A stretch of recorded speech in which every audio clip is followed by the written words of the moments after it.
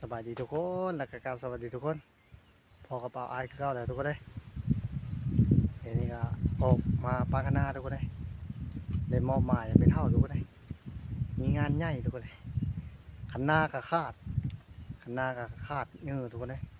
แบบรถฟอร์ดดุดปานไปเก้ามันคาดทุกคนเลยมันเป็นโกนลงไปเลยทุกคนเลยอ่ะไปเบิ่งเดี๋ยวทุกคนเลย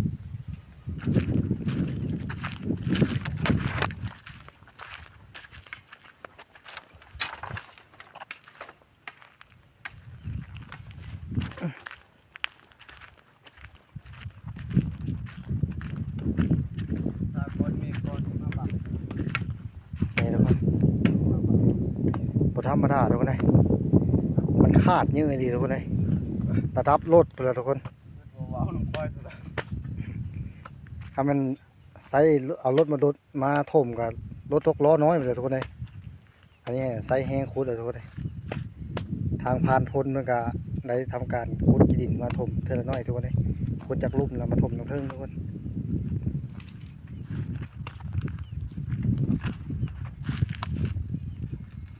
ขาดไปรีรอทุกคนเลย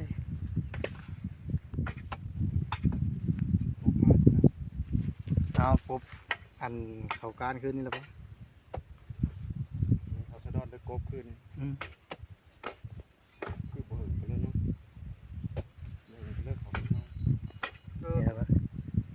เขาขุดกระจักซ้ำหมดหนองน้อยแล้วทุกคนเลยพวกนี้ขาดกับบธรรมดาทุกคนเลยพี่แรกฟอกเก่ามันอยู่ลุ่มพี่ฟอกเก่ามันอยู่พี่บัดนี้เราเขาได้เขาถมแล้วเขาก็ตำทุกคนเลยถมมันก็ตำขึ้นให้มันสูงขึ้นทุกคนเลยให้มันซ้ำตัวเก่าทุกคนเลยเพราะน้ำมาปีกายแล้วมันมาแห้งทุกคนเลยมันมาแต่ปุ๊มาแต่เมืองเทิงทุกคนเลยมันเป็นสายห่อมาเลยลงมาแล้วมาต่ำตอนนี้ก็ขาดเลยทุกคนเลย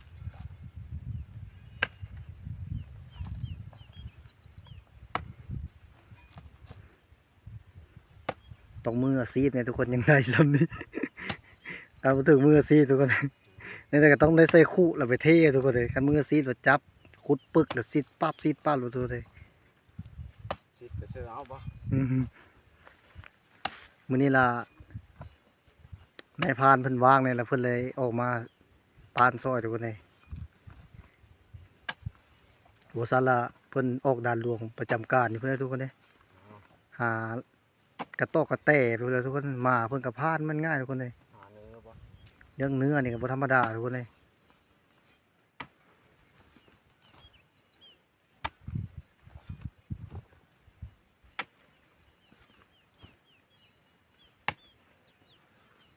จักบาทจะเป็นนี่เนาะโอ้ตะดอกเด็กเด้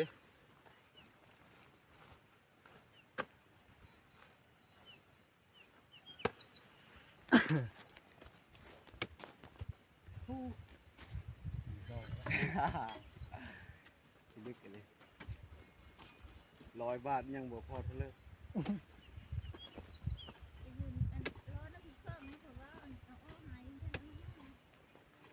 มีบ่ประคอง นี่เขาอยู่ให้ เขา ก็มีเลย อืม บ่ได้เอามาให้ก็ได้ ค่อยไปลื่น ปากนะ ค่อยไปลื่นเอามา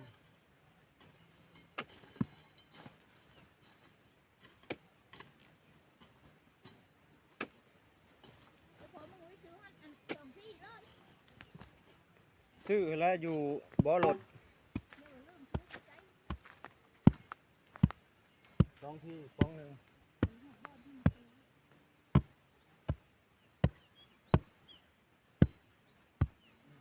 ไกลสิเป็นวินละโคตรแล้วทุกคนเอ้ยอีรอละ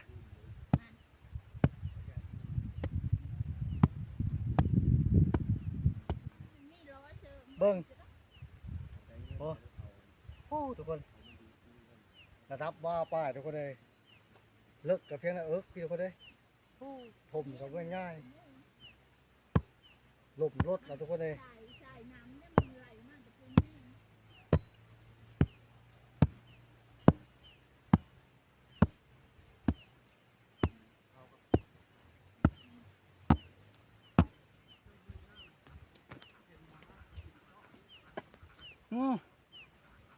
เสียงเครียดห้องละ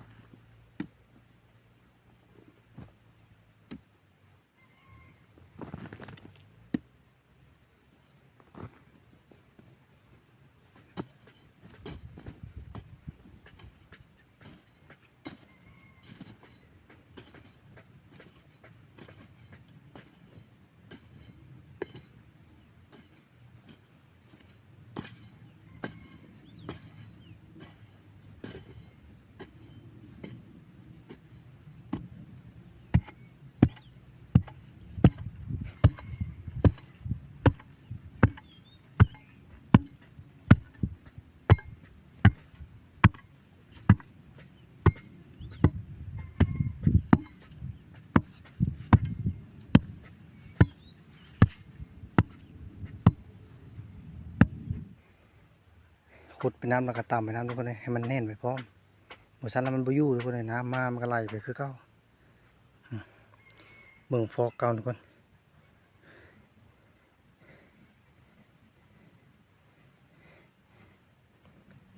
พูดเลยทุกคนเลยแถวนี้น่าจะเบิดดินทุกคนเลยเพื่อเต็มนี้นะ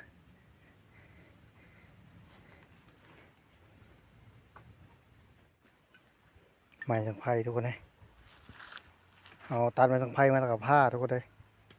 ผ้าครึ่งแล้วก็แหลมทุกคนเลยผ้าแหลมแล้วก็เอาไปตอกใส่ทั้งลุ่มทุกคนเลยถ้าเขาบ่ตอกแล้วมันบ่อยู่ทุกคนเลยเขาตอกตันไว้ซะก่อนใส่แบบฝนลงแล้วให้มันแจ่บให้มันแน่นแล้วยังค่อยทอดก็ได้ทุกคนเลยไพ่อันนี้ไม้สังไพ่เขาเอามาผ้าทุกคนผ้ากันตั้งเป็นท่อนทางผ้าภายในผ้ามันก็คุดท่าทุกคนเลยเดี๋ยวเขาก็มาแหลมลักทุกคนเลยแหลมลักแล้วยังเอาไปตอกทุกคนเลย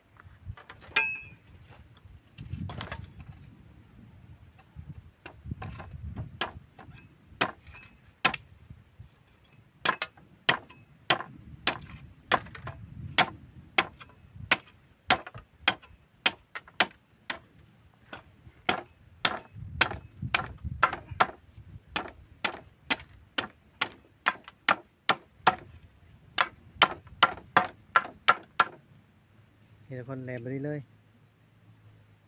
เพื่อเอาไปตอกเอาทุกคนเลยให้มันลงเลิกได้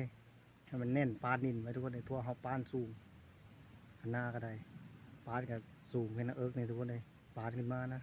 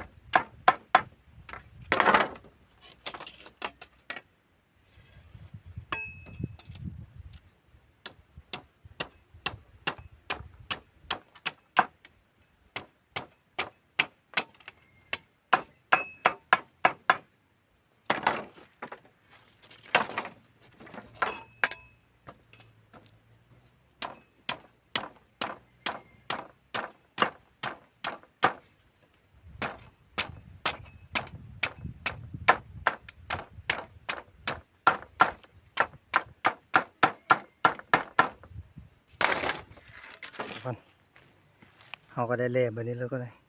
แหลมแล้วก็ยังค่อยเอาไปโต้แล้วก็เลยมันก็จัดการเลยทุกคนเลยได้หลายเตื้อเลยทุกคน จังโมงแล้วเนาะ นี่ก็เด็กเที่ยงเลยทุกคนเลยเต็ดฮอนละ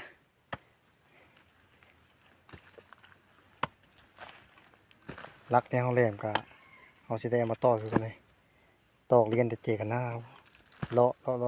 จีไปเลยทุกคนเลยคันน้ำโบโต้แล้วมันบ่อยู่ทุกคนเลยเขาเคยปานเลยปานแบบบ่มีรักต่อทุกคนเลยยามน้ำมากับลูกคือเก่าทุกคนเลยข้ายเขาใส่รักต่อกับตัวที่เขาปานสุดตั้งแต่ปี2 ปีหลังทุกคนเลยยังอยู่เท้าคู่มือนี่ทุกคนเลยอยู่ฮะ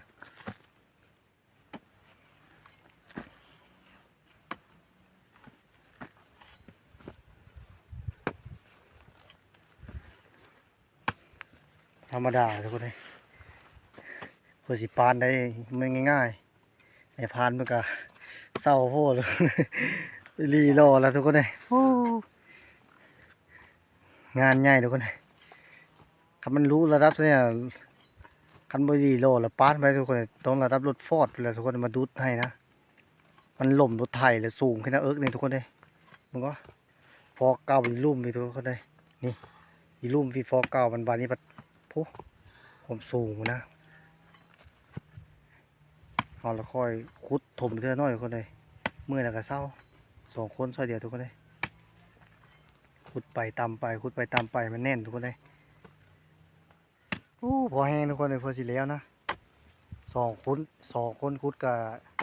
พอสิแล้วก็มันง่ายทุกคนเลยปัดขุดปัดทางขุดไก่ขึ้นทุกคนเลยขุดไก่ปัดซิดดินไปปุ๊บเข้าไปในปุ๊บมันได้ยากทุกคนเลยปัดมันสูงนี่สูงปัดเขาซิดไก่ไปดินแห้งขุดไก่ขึ้นทุกคนเลยเบิ่งระยะขุดดินก็ทุกคนเลยพี่ฟอกกันอยู่นอกพี่ผู้ว่างเอาซิดไปกันเลยบุธรรมดาทุกคนเลย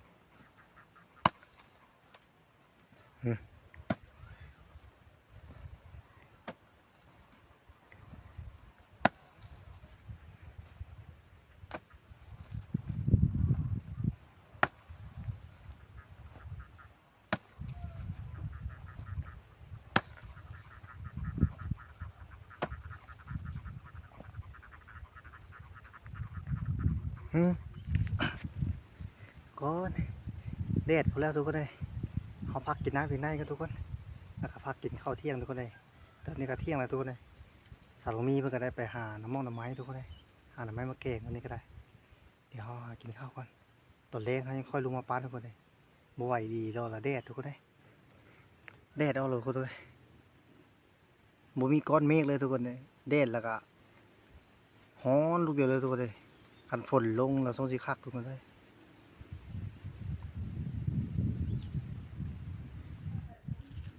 แกงหน่อไม้ทุกคนได้ไหมเนี่ยแกงหน่อไม้แซ่บๆพวกนี้นะอ๋อทุกคนดูงามปะนะ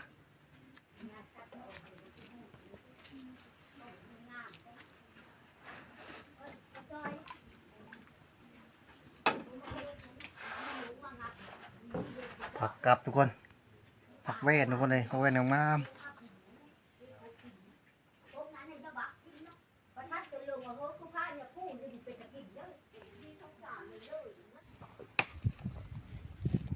มาแล้วทุกคนได้มาเพิ่มอีก2ทุกคนเลยสาลูมีกับปลาซอยทุกคนเลยเปิดได้ลงมาซอยอีกมันดีๆรอแล้วทุกคนเลยมันไปปลากันนาทุกคนมันสับปลากันเมืองเลยมันง่ายผมเลยค่ะ ลุอีลีโลแท้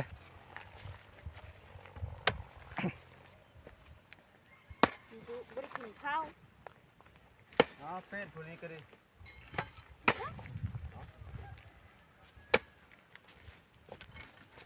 บริตี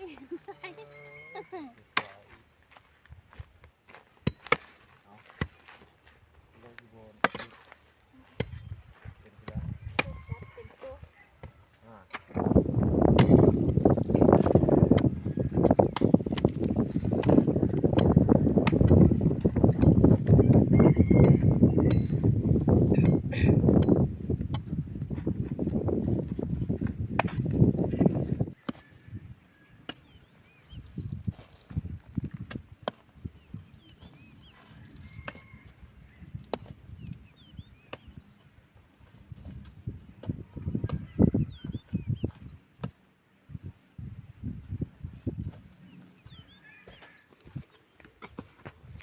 ไก่สิเต็มทุกคนเลย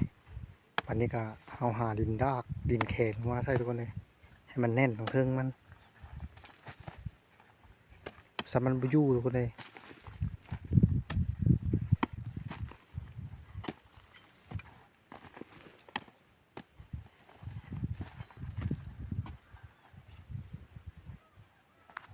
แกฟื้นมาเฮ้อได้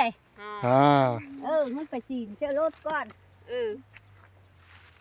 ต้องแบกลายจุบเจือ อันนั้นแล้ววะโจกน้ำเอาลงเลยจ้ะปาน ลงไปเลยสัญญาปานแล้วมาจ้ะ เอาทุกคน ไม่น้ำจะปานจะเอาไปปั้งน้ำก้นเนี่ยพลังมาต่างเดินกันในก้นมึงเหลืออดหลายอดเบาไม่ได้มึง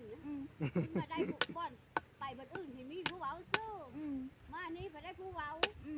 ไปยืนได้สะโพกได้เดินเนี่ยพลังก็เป็นเงา ตามนอกดอกก้อนไม่เท่า เบาบนโอดอก ตามนอกดอกก้อนปีหน้ายังค่อยเก็บ ภาคไปให้มันออกดอกซะก่อน คือเราตัดเอาหน่อไม้นะเพิ่งไปเบิ่งบ่คือก่ออยู่เลยวะ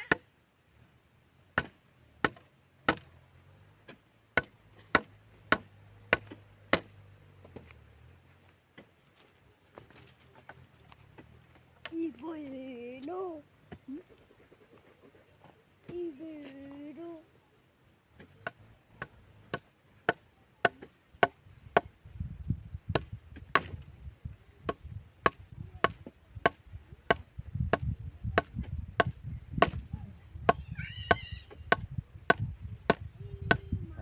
ถ่ายกับคอยเบิ้งเสือได้เป็นบัดมันมากจับพับไปถ่ายเลย เอาขออีเราเมื่อแรงว่าโยงเอาทั้งรถเพิ่มบ้านสมัยจอด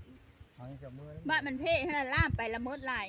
ครับตัวรถมันเป็นตะแปลงรถยับไถโน่นหน้านี่ ไม่ส่วนเขา ยังเหลือสองน็อตจากที่เมาโอ้โหนี่ถ่ายบ่ได้แล้วให้เต็กน็อตห้ามแล้ว นอนห่านแล้วก็มันเพ่ลายแห้งกระเตก มันเลิกบ่ให้เต็ก เบิ่งเอาไทยดี ตัว ก ร ว่า ถเป็นตะแปลง เอาลงเอาตีตัวไทยลงโค้งนี่เป็น พออีโม่บ้างแต่ละปีนะชุดเจ้าอันนี้เลยน้ำมันนะพูดละตุกบ้างบ่ได้มีแต่ข้าวอีโพในปีนี้ก็ข้าวตุกนึง นี่ก็คือให้เกิดที่ตรงนี้ บ่ได้นั้นได้จักน้ำข่าวได้ ไม่ยากไม่ปีนี้คันใหม่ยังใส่ใหม่นะเปลี่ยนใหม่เรียบร้อยแล้วคันใหม่ก็ได้ ดีใจก็เลยถึงวันเด็กๆให้ดี เอาไว้ละ รถเจ๊ข้าวอีโพ เอาใส่รถใหม่ไว้ละ ก็ได้ไปเจ๊ที่ต้นแค่ชอบ บ่ได้มันต้องระดับ5-6 ลำ อ้าว เอาให้อีหล่ะ บ่ต้องเก็บของ แล้วไปที่เรียบร้อยทุกคนเลยเบิดติดไปหลายเติบทุกคนเลยเพื่อสิเลี้ยก็ได้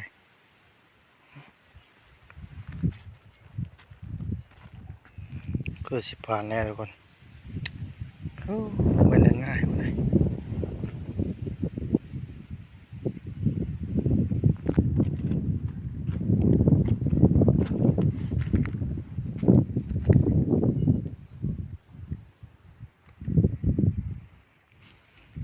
ช่วงของลุ่มกับบธรรมดาทุกคนเลยโอ้หอบปานนะความเลิกก็ได้ความสูงพวกเลยทุกคน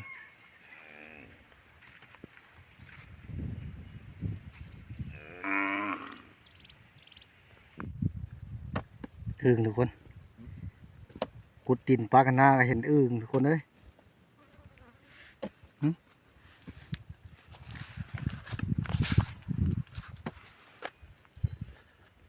อึ่งโคนทุกคนเลยตั้งตัวใหญ่ เอามากินง่ายบน เลิกง่าย เอามากินมาทอด ง่าย